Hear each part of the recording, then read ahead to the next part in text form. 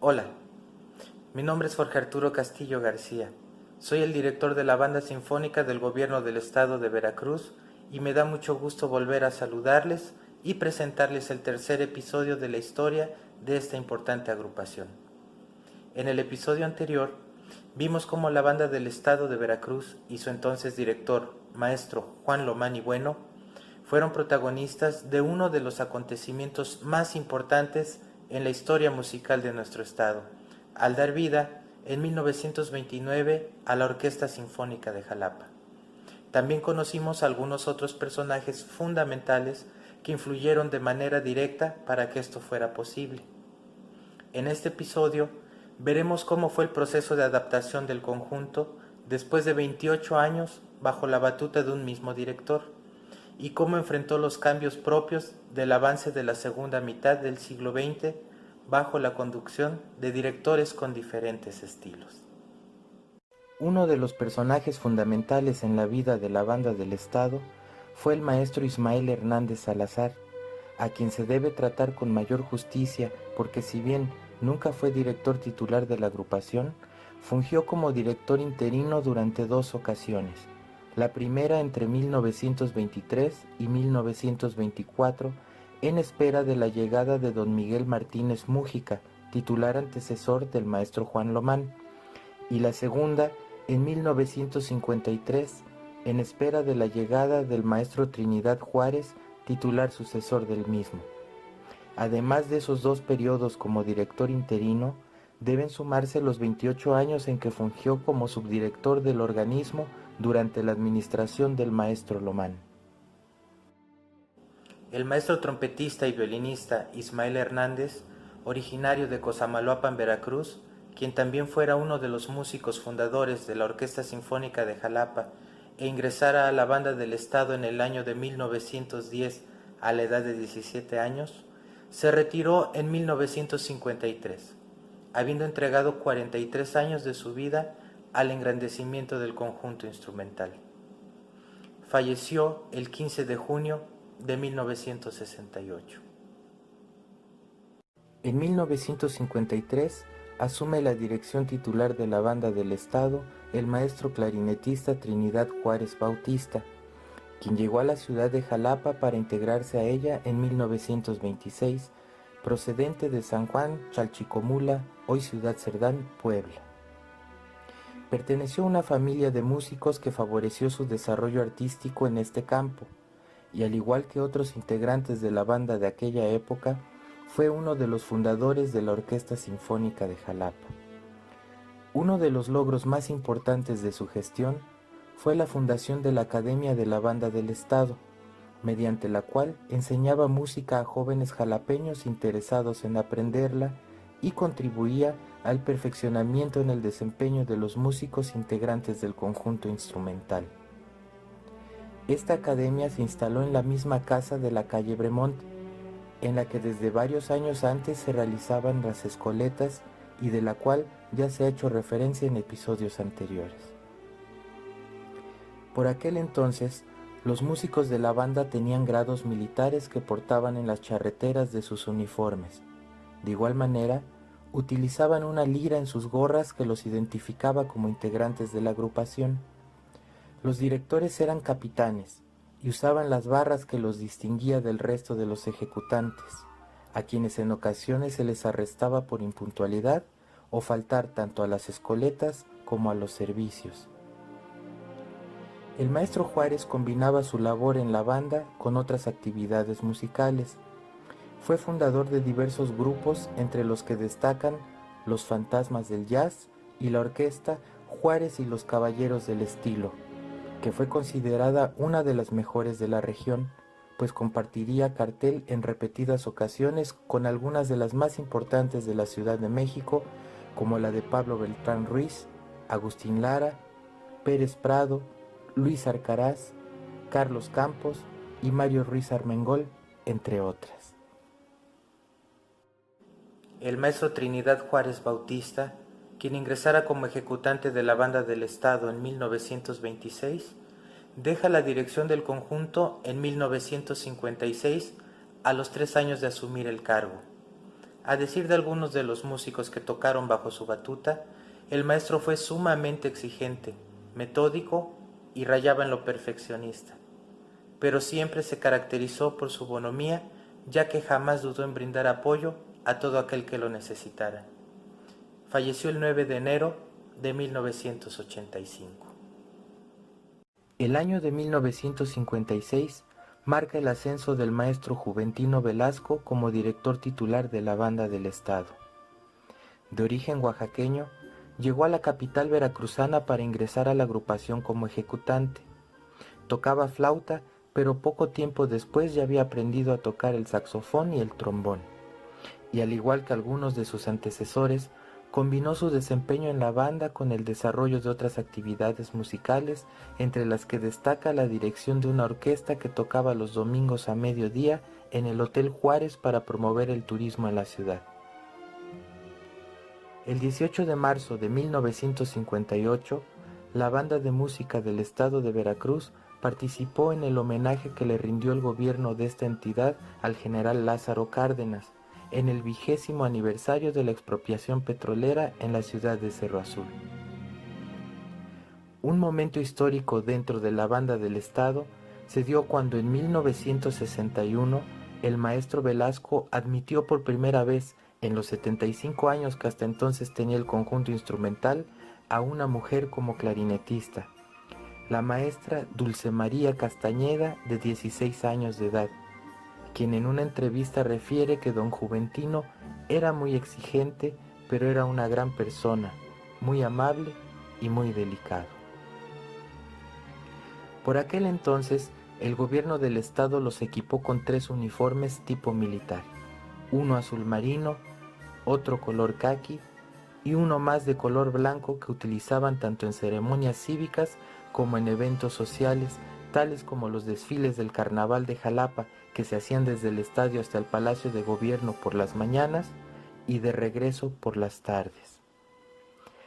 Otro gran personaje en la historia cultural de nuestro estado es el maestro Miguel Vélez Arceo, fundador y director por muchos años de ballet folclórico de la Universidad Veracruzana, quien conoció al maestro Velasco y lo recordó como una persona muy amable.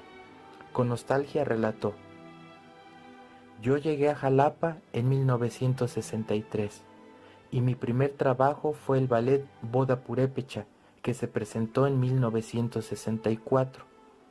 Como no tenía quien escribiera las partituras para la obra, me acerqué al director de la banda una tarde durante un servicio cívico que se realizaba en el Parque Juárez. El director era el maestro Juventino. Nunca voy a olvidar este apoyo porque fue el primero que recibí en esta ciudad". El maestro Juventino Velasco permaneció en la dirección de la Banda del Estado durante 14 años, hasta su jubilación en 1970. La década de los años 70 fue de cambios. Luego de las revueltas estudiantiles que se registraron en algunos países del mundo en 1968, la dinámica social no volvería a ser la misma. La adolescencia y la juventud, que hasta entonces habían estado escondidas entre la niñez y la madurez, hicieron su aparición e impulsaron sus gustos en todos los ámbitos de la sociedad. Pantalones acampanados, minifaldas y cabello largo, liberación femenina y gritos de independencia con un lenguaje diferente llegaron acompañados de nuevas concepciones artísticas, entre ellas los tamborazos, según la momisa, o la música in, a decir de la chaviza. Jalapa no podía escapar a ese nuevo impulso, y menos siendo, como lo ha sido durante muchos años, una ciudad donde los estudiantes desempeñan un papel protagónico. Por aquella época, la Banda de Música del Estado pertenecía a la Dirección General de Gobernación y se encontraba musicalmente rezagada. Las oberturas, marchas y valses no eran las favoritas de la nueva ola, y María Grieber, Consuelo Velázquez y Agustín Lara habían quedado en el gusto exclusivo de los adultos.